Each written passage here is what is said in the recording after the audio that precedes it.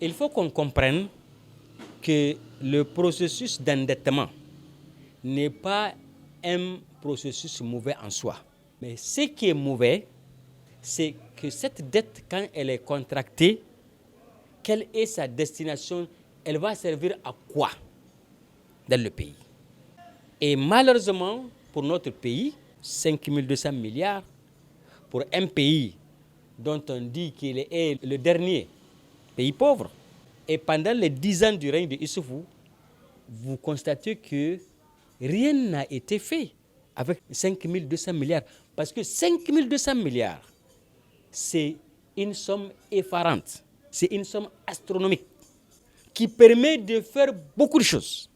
Et nous avons quelques réalisations dans la ville de Niamey qui se constituent par les échangeurs dont on se gargarise toujours d'avoir fait, qui sont des investissements pas productifs, comme l'a si bien dit d'ailleurs Issoufou en son temps. Il a dit que le Niger est un pays riche, mais qui est mal géré. Mal géré par qui? Mal géré par lui.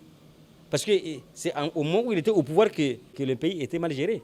Chacun sait ici comment les Nigériens ont senti la rudesse du pouvoir de Issou, où tout était bloqué, l'argent, il n'y a pas. Il y a un moment où il y avait même une chanson qui était en vogue qui disait Taïzahi, Taïtaouli. C'était à son temps. Mais eux, ils vivaient dans l'opulence parce qu'ils avaient des surfacturations qu'ils faisaient. Le cas du ministère de la Défense est là pour l'attester, n'est-ce pas? Et beaucoup d'autres. Bon, hypothéquer l'avenir des générations, non.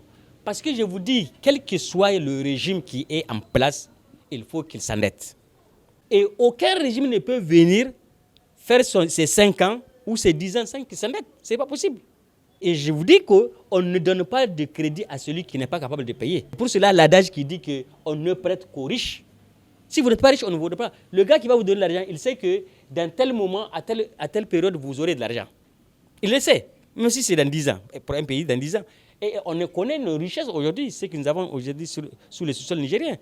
Et maintenant, comme on dit, on peut décaler les paiements des dettes pour les reporter à d'autres générations qui vont venir, ils vont payer.